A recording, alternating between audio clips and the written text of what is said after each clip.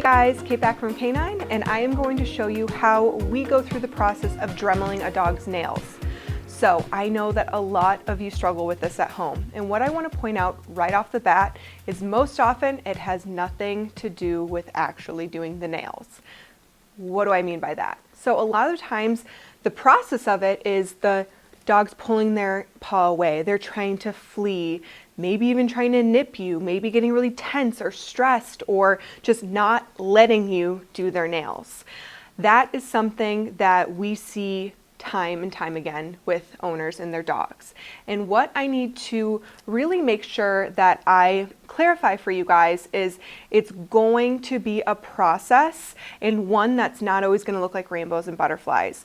We have to get our dog to a state where they're comfortable with us maneuvering their body, handling them, touching them, even if they don't love it. This is something where it's like we have to be able to do our dog's nails. It's for their health. It keeps their joint health, where it needs to be. It's just something that has to be a part of the equation of dog ownership. So in the beginning, it might feel kind of like, oh my gosh, we're hitting roadblock after roadblock. So I'm going to try to go through this as clearly as possible to help you get to a better state with your dog when it comes to dremeling or clipping their nails. I'll tell you right off the bat, we exclusively use the Dremel, so that's what I'm going to go over, and I'll show you how that process is going to be from start to finish. This is going to be a little bit more fast forward because I want to get through everything in one video. But again, if you need to take it in stages, that's totally fine. Just don't give up. Make sure that you're ready to tackle this and check this off of your dog ownership list of things that you're ready to conquer, because your dog needs you to be able to do it, and you will see a shift in your relationship with your dog if you see it through. So let's talk through just some of the basics. So we utilize a Dremel that's actually from like a hardware store. So we want it to be really heavy duty. I love that ours has a light on it so I can really see the dog's nails. There's some that are made exclusively for dogs, but I'll just tell you from personal experience, I haven't found them to be high powered enough. So just really consider getting a high powered Dremel so that it doesn't take you a day and a half to do your dog's nails. We can usually, once the dog's comfortable, get it done in under 5 minutes. We're good to go. Everyone can move on their merry way. So a few things that I always want you to think about.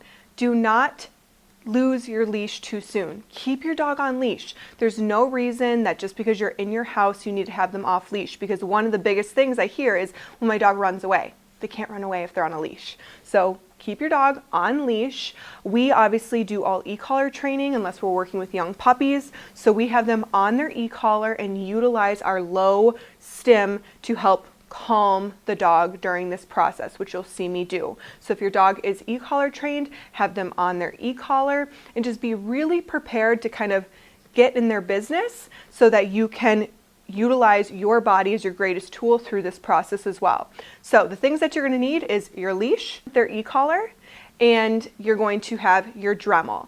You will not see me utilizing food during the process. With some dogs, we do. With this dog specifically, I won't be, because food actually amps her up. What I will do is give her a jackpot at the end of the process. So if food just amps your dog up, think about saving that as their big reward at the end. So again, all you need is your leash, your Dremel, your dog on their e-collar, and some food for the end. All right, I'm going to start the process of getting her comfortably on her side.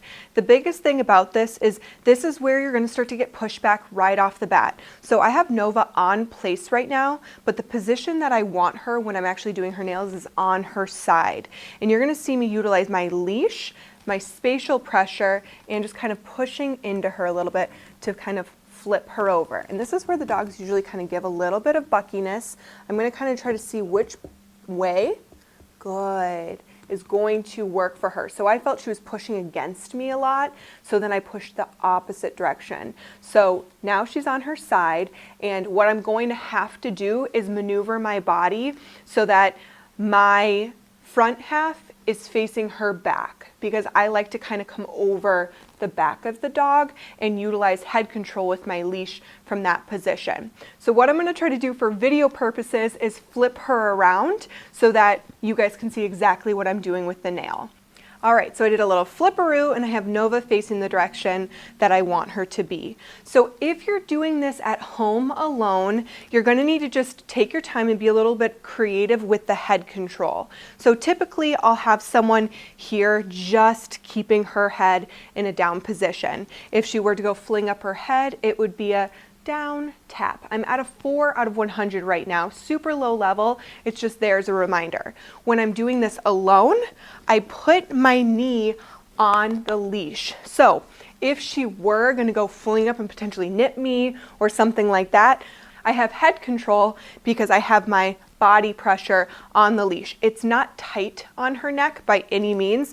It's still plenty loose, not putting any pressure. But if she went to go fling her head up, even just from like, hey, what are you doing? It's not going to allow her to reach me. So I have that. And what I'm going to do before I even start doing the nails is just do some handling. And I'm going to agree and disagree with choices. Good. What you might notice with your dog in the beginning when you're doing this is they might be trembly. They might start panting. They might be nervous. They might be squirmy.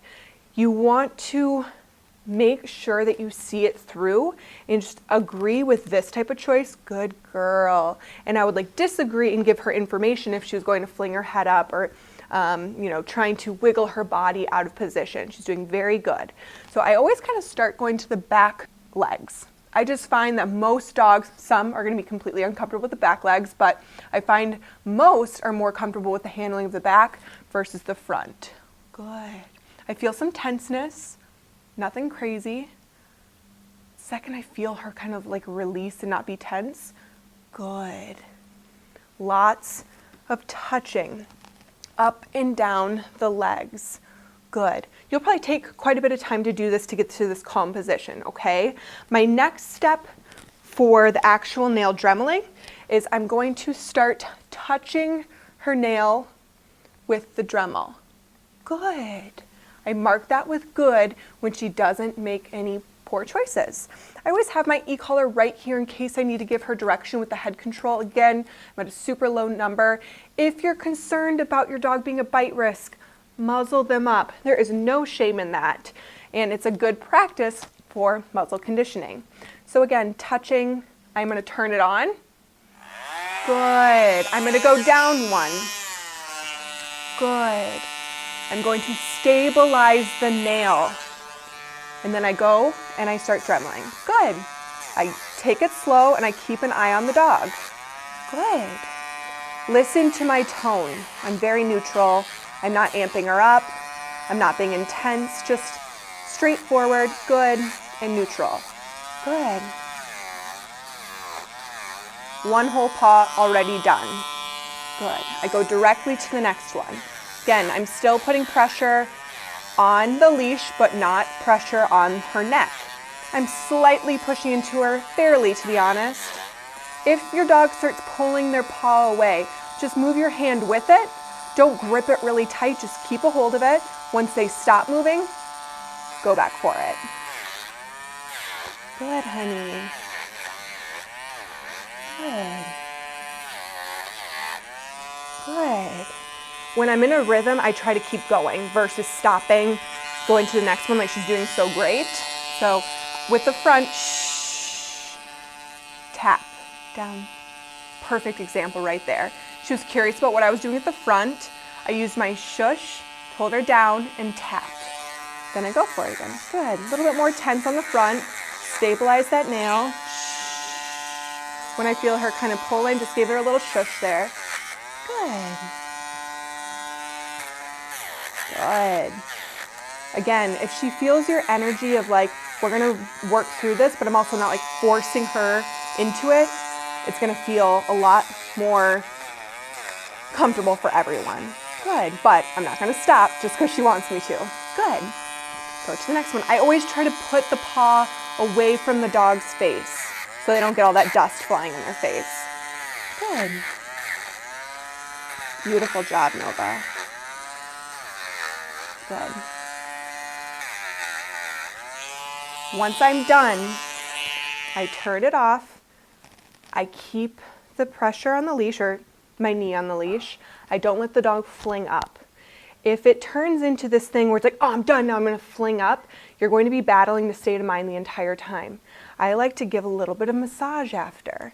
I like to, good girl, she loves affection. If it was a dog that doesn't really love affection, I'd kind of, more just keep their energy in a centered space, and then I would release them up, where I'm not gonna use like my high-pitched B-R-E-A-K word. I would just say it really neutrally to release the dog up. So whenever I'm going to release the dog, I always think about releasing this calm state of mind. And I also always have food readily available on me to offer the dog afterwards. So once you're just sitting up straight, you've stopped the whole, giving them a nice little rub down at the end, just release the leash out from underneath your knee, and I'm going to say, Nova, break. That's my good girl. And then I'm going to offer her some food. You can either throw it and let your dog go chase it. You can have it taken from your hand, whatever you want to do. Just give her an opportunity to have a nice little jackpot. Love them up a little bit. Let them shake it off if they're going to, and you're good to go.